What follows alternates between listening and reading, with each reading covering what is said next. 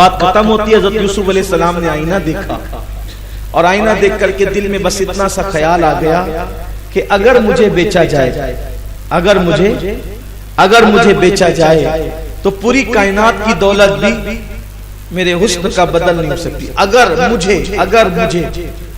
مجھے بیچا جائے، اگر مجھے بیچا جائے تو پوری کائنات، یا اگر میں بک جاؤں تو پوری کائنات کی دولت بھی اس کا بدل نہیں ہو سکتی. پھر کیا تھا؟ اللہ کی مرضی کے بغیر ہوتا کیا؟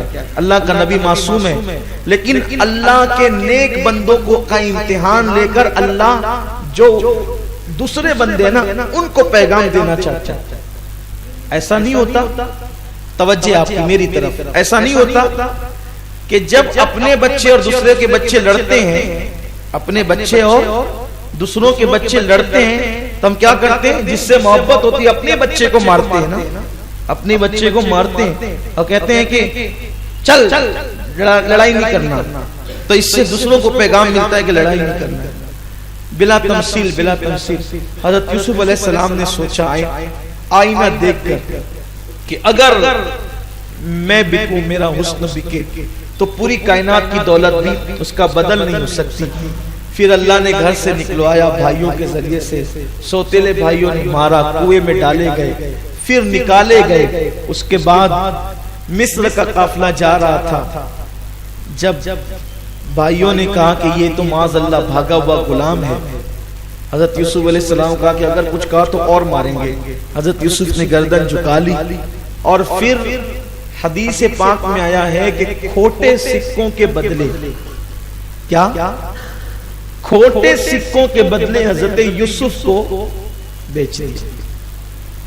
جب حضرت یوسف علیہ السلام کو کھوٹے سکوں کے بدلے بیچا تو فرشتے نے کان میں آ کے کہا یوسف تم نے اپنی قیمت کیا لگائی تھی اور تم کیا بکے؟ کھوٹے سکوں کے بدلے. فوراً اللہ کے نبی نے توبہ کی. اللہ کا نبی معصوم ہوتا ہے، گناہ کبھی اس کے قریب سے گزر کر نہیں جاتا، لیکن یہ بندوں کی عبرت کے لیے اللہ بتا رہا ہے. جب فرشتے نے کان میں کہا تم نے قیمت کیا لگائی تھی اور بکے کیا؟ کھوٹے سکوں کے بدلے چند دراہما بکسم معدودہ، قرآن کہتا ہے چند کھوٹے سکوں کے بدلے بیچ دیے گئے. حضرت یوسف نے فوراً توبہ کی، رجوع کی اللہ کی طرف، مولا مجھے معاف کر دے. وہ خیال ہی آیا تھا، حالانکہ خیال پہ سزا نہیں ملتی، لیکن جن کے رتبے ہیں سوا ان کو سوا مشکل ہے. یہ تو محبوب لوگ ہیں نا، سزا نہیں ہے یہ، بلکہ بندوں کو عبرت کے لیے ہے. بس کیا تھا؟ یوسف علیہ السلام نے رجوع کیا، توبہ کی. پھر حضرت یوسف مصر گئے، مصر پہنچے. پھر وہ سارا واقعہ آپ اس سے سن چکے ہیں تفسیر میں.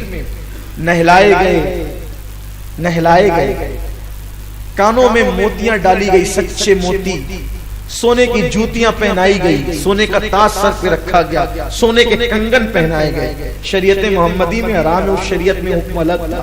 سونے کے کنگن پہنائے گئے، لباس قیمتی پہنایا گیا، اور بازار میں ایک تخت بچھا کے اس پہ بٹھا دیے گئے. اب وہ جو شخص تھا جس کا نام بشرا آتا ہے، بشرا، اس بشرا نے کہا لگاؤ قیمت. مصر والو بہت غلام خریدیں، ذرا اس کی بھی قیمت لگاؤ. کسی نے کچھ، کسی نے کچھ، کسی نے کچھ. مصر کا بادشاہ آیا تو اس نے اپنی بیوی کے کہنے پر کہا مصر کا سارا خزانہ دیتے ہیں اور یوسف کو لیتے ہیں. تب فرشتے نے کان میں آ کے کہا یوسف جب تو نے اپنی قیمت خود لگائی تھی، جب تو نے اپنی قیمت خود متعین کی تھی تو کھوٹے سکوں کے عوض بیچے گئے. آج تیری قیمت اللہ نے لگائی ہے، آج تیری قیمت. تو دیکھ جب تم اپنی قیمت خود متعین کرتے ہو تو کیا ہوتا ہے، اور جب اللہ کسی کو نوازتا ہے تو پھر شان کیا ہوتی ہے.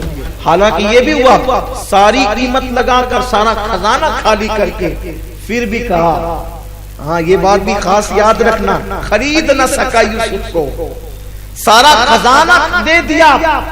پھر بھی بشرا راضی نہیں ہوا تو کیا کہا، بشرا یہ خزانہ لے لے اور یہ غلام یوں ہی دے دے، یہ غلام خزانہ لے کر یہ، کیونکہ اس کی کوئی قیمت تو لگ نہیں سکتی، اس لیے بندے کو چاہیے کہ وہ اپنے تکبر کو، دل کی انا کو، دل کے اندر بیٹھے ہوئے اس بت کو نکال کر کے باہر کرے اور اپنے اندر عاجزی اختیار کرے، ورنہ بندہ اللہ کی خفیہ تدبیر میں کبھی بھی مبتلا ہو سکتا ہے۔ تو یہ جو ہفتہ والدین ہوگا انشاءاللہ،